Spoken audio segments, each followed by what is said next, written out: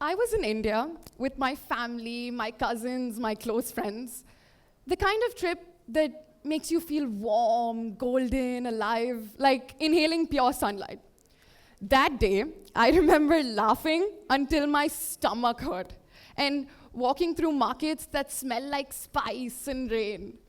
It was one of those rare days when life felt absolutely effortless, and even when the simplest things suddenly felt extraordinary. The sound of slippers brushing against the floor, a child's laugh echoing from down the street, all in all, even the chaos had rhythm. It was as if the world didn't need to impress me to be beautiful. Because in moments like that, even the most ordinary truths felt like wonders. To the point that if someone had come up to me right then and there and asked me, "Did you know most birds could fly?" I probably would have put up a genuine smile and said yes. Because in that moment, everything felt enough. And that's exactly why I bring this to us. Because those small, pure moments of feeling human are so rare now. We spend years trying to feel alive again, trying to feel human again, in a world that's constantly pulling us elsewhere. But all it takes to lose that wonder is a single notification. One buzz, one reminder, one memory. Later that night, I got back to my room, and as always, I reached for my phone. After doom scrolling for a bit, I clicked on Snapchat, back when that little yellow ghost was the cool app everyone was obsessed with. I thought I was just killing time. Instead, time came looking for me. A notification popped up, and it read, "Look where you were on this day 1 year ago." I opened it without even thinking. And suddenly, there they were. Faces of people who once meant everything to me. People who'd shaped entire chapters of my life, yet no longer had a place in it. I wasn't in that bright market anymore. I was pulled into a memory I hadn't even chosen to revisit. And that's the strange power of the digital world we live in today. A single ping can collapse time. What I'd felt at that moment wasn't exactly sadness, more like a quiet heaviness, a realization that forgetting isn't something we get to do anymore. Because even when we move on, our phones don't.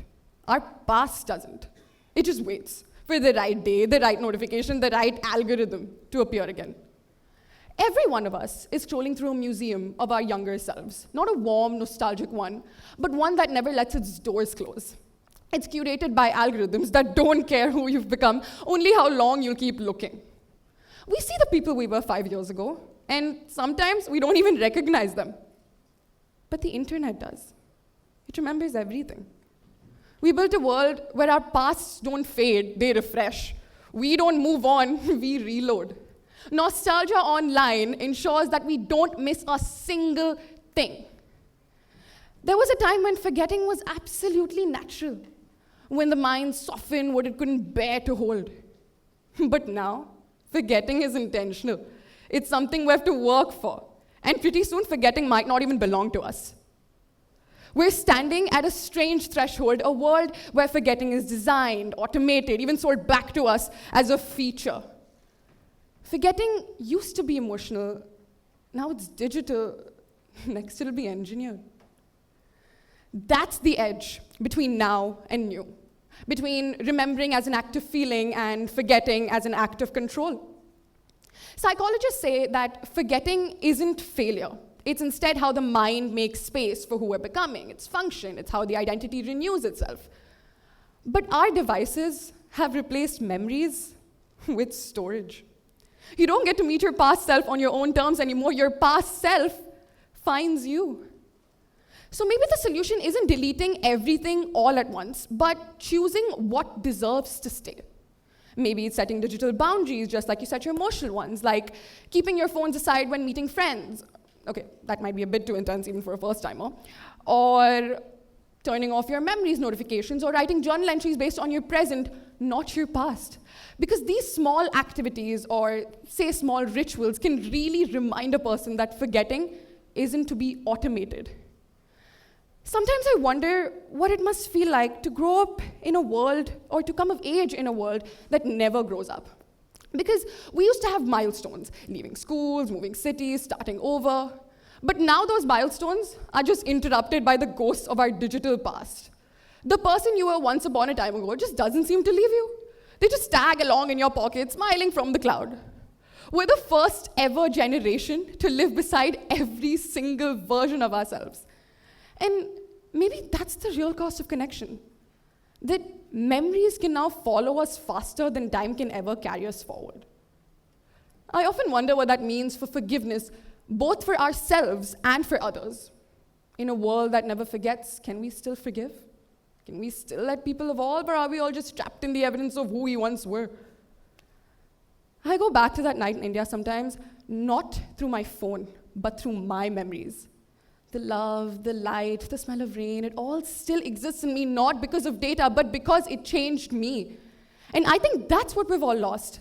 The difference between being reminded and remembering. Remembering is a choice. Being reminded is a command. Every time we hand our memories to machines, we trade choice for convenience.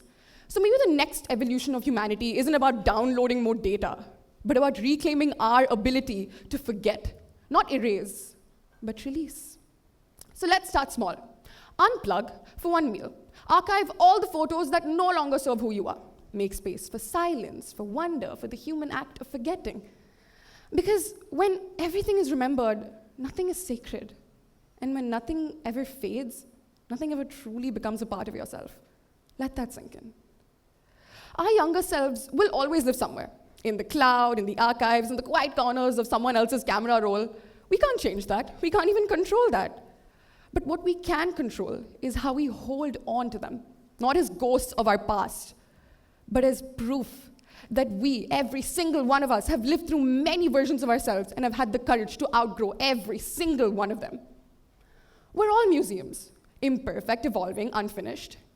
And maybe the only real act of growing up is learning to walk through these exhibits, look at your younger selves, and whisper, thank you, but I have to still keep going. Thank you.